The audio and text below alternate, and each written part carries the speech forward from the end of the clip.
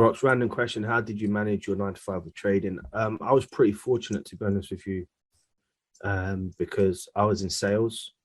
So I had access to my own space, my own computer, my own internet, and I was able to trade from work. But anybody that's trading, to be honest with you, my recommendation would be to focus on the 4H time frame only, working with the 2 candle theory. Set your alerts 2 minutes before the 4H candle closes, or let's say 30 minutes after the candle closes, 15 minutes after candle closes. Take a bathroom break, take out your phone, check if it's strong, check the currency strength, set a sell stop or buy stop, place your stop loss in a reasonable space. You have to accept you don't have the luxury of getting tighter entries. So let's say this candle closes bearish and you see that, you place your stop loss here, you enter with a sell stop once it goes red, and you just be grateful for your targets. You hold it to see if it goes down, or you just be grateful for whatever you get after that 4H candle closes. That is how you have to approach trading. What you don't want to do is start hating your job because it interferes with your trading, because that's not true. Trading is not as important as your job, because your 9 to 5 is what carries you. Do you understand? And I know you don't want to believe that, because you don't want that to be the case. You want trading to carry you. But once you accept that reality, you'll be able to focus more at work. You'll be able to get a lot more out of your trading, and you will start to realize what it really means to be a patient, consistent trader. I mean, when I was working trading, I was the most disciplined ever, to be honest with you. I really was the most disciplined. Now I have so much freedom. I had to work on, winding that down, because I was like, I've got so much more time now. I could trade any time frame I want, any pair I want, any time I want. And you don't want that kind of freedom as a trader. You want boundaries. And I think when you're working, it is the best opportunity to start practicing and learning those skills, which is the most important thing that is going to get you to where you need to get to as a full-time trader. And I'm going to be honest with you, bro, you do not need any other approach to the markets than what I'm telling you. If the candle closes bullish and you want to take a buy, enter the trade, place your stop loss below the previous candle. It makes sense. And then you either hold for 1-to-1, or you just hold it until the evening, the next day, to wherever you're satisfied, and just keep working on this. At this moment in time, if you're working a 9 to 5, your focus shouldn't be making money. Your focus should be acquiring the skills necessary for you to make money when you become or decide to go full-time trading. In that time, I would be focusing on working more hours at work, getting a weekend job to save up enough money to give myself a cushion for 3 to 6 months, so that when I know I'm confident enough, because I've practiced enough whilst working, to be consistent, profitable, disciplined, patient, and everything else that you need, to then say, here you go, time to hand it in. But you're not ever going to be able to leave your job unless you're not going to be able to leave your job to become a full-time trader unless you have full confidence and belief in what you're doing. And that starts at work with the process that you implement right off the bat. So it's an advantage, I believe personally, more so than a disadvantage. So find a way to figure it out. A lot of the stories you hear as well of actually really successful traders are traders who were at college or university, and they used to take trades between classes. You know what sets them apart from the majority of traders? It's not because they had a strategy that was foolproof or it was the holy grail. It was simply because they learned the art of execution and holding and accepting the outcome. And I promise you guys, hand on my heart, that is the reason why a lot of them succeed. And especially this day and age as well, a lot of the younger traders, especially, go and look for yourself on YouTube, check out the FTMO videos.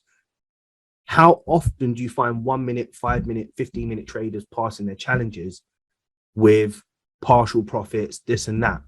You'll find a lot of the traders that are passing challenges are traders that know the art and the skill of executing and holding. And that is the advantage you have at work.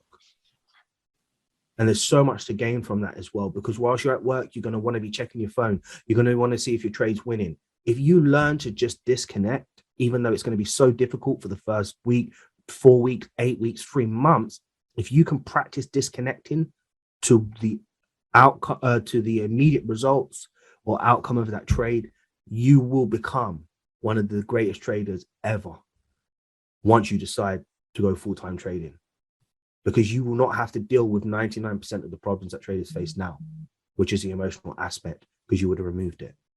So it's an advantage, bro. Think about that. The one thing I will say as well, if you have to ask, do you think I should leave my job with a 6-month savings to go full-time trading, you already have your answer. Because the only reason you're asking is because you're doubting. And the reason you're doubting is because you haven't yet found consistency with your trading. So if you have to ask, it means you're not ready. If you have to question whether you should take a challenge, it means you're not ready. Do you understand? So personally, you guys have to understand, but it's not personal to me actually, but personal to you, you have to understand that if you want to make progress, you have to position yourself to a certain point or stage that you know that you're capable of achieving results. And then you have to create a well-defined plan of how you think you're going to get there. Because even if you did have 6 month savings and you are not yet consistent or profitable as a trader, or you can't even get 10% a month, your first 2 months might seem like you have 4 months left, but realistically you don't. Because on your 3rd month, you've got to pass the challenge in the hope that you do pass it that month. And let's say you do, that's month 3. You then go into month 4 to have to pass your verification. If you pass it in month 4, all well and good, you then need to trade another month to even make money as a trader. So it's month 5, leaving you in a position where you get paid on month 6 in the hope that you start making money beyond that point with little to your name, because you've used most of your savings for your down pay, for your rent and whatever else. You don't want to put yourself under that stress. You just don't. And listen to me, if you want to really become a full-time trader, there's so much hype around being full-time trading. You have to realize this is a serious business, man. This is no way, in any way, shape or form, easier than your 9 to 5. No way. I don't care whether you're working in oil rigs, whether you're working underground, whether you're having to get yourself dirty in sewage pipes. I don't care what anybody says. Trading is one of the hardest things you will face or have to do, encounter if you do embark on this journey in your life. The mental and emotional trauma, the difficulties with your anxiety and everything else that surrounds trading is so difficult.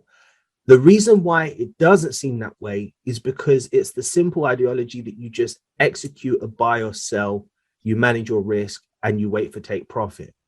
The entry level to trading is almost zero, that because you can get in for free, you think that you should get what you supposedly deserve out of the markets. But it's not true, guys. It's just not true. Of course, after a couple years of consistency and profitability, you start to become more comfortable within your own skin and trading, etc., etc. But just because you can pass a damn challenge or verification and get funded, it does not mean you will be a successful trader. It does not mean that at all, because the variations with trading, the outcomes in terms of your results and that are so wild. They swing so many different ways that it's just tough, man. And when you start making money as a trader, you know, my outgoings at the moment are around 17.5 grand a month. My outgoings. Okay. That is my outgoings at this moment in time. Now, if I left my job and I went into trading and let's say I made 50 grand in the first month, with that 50 grand, I didn't know how to manage my expenses. how to deal with my taxes. I just got excited by the fact that I've made 50 grand. I then go and buy 75-inch TV, sign up to Sky, get a new lease on a car, etc., etc. Now my expenses have gone from 1,500 to, let's say, 3.5, 4 grand, because I made 50 grand the last month. You go and spunk the money on whatever else you're going to do. You come back the next month, you make 30 grand. Then the next month you make 15 grand because the markets are shit. Then the next month you make 10 grand. Now you not only have the pressure of the fact that you're not making the 50 grand a month that you expect to be making for the previous 3 months, you now also have the pressure knowing that your bills have gone up to 3.5, 5 grand a month, and how you're going to deal with that situation. Do you understand? It is a very serious business. And if you want to be successful in this business, there is so much you have to change and be prepared for. I'm going to be brutally honest, man. All this shit and hype you see on social media, oh, I just made 250 grand, I just made 50 grand, all well and good. Most of the children that you're watching out there are people that living at home with their parents. Do you understand? Doing Zoom sessions and YouTubes from their fucking bedrooms and sharing that they've just passed FMA challenge and now they're professional traders. If you get clung on that, if you get caught out on that hype and you think that it's going to be possible for you to do that, then you're going to find it's going to be a problem. But for the majority of people in this community, I know this for a fact, you're mature adults, you have responsibilities, families, jobs, you've got bills to pay and everything else. Shit's really got to change. Do you understand? And it really has to change. It just really does.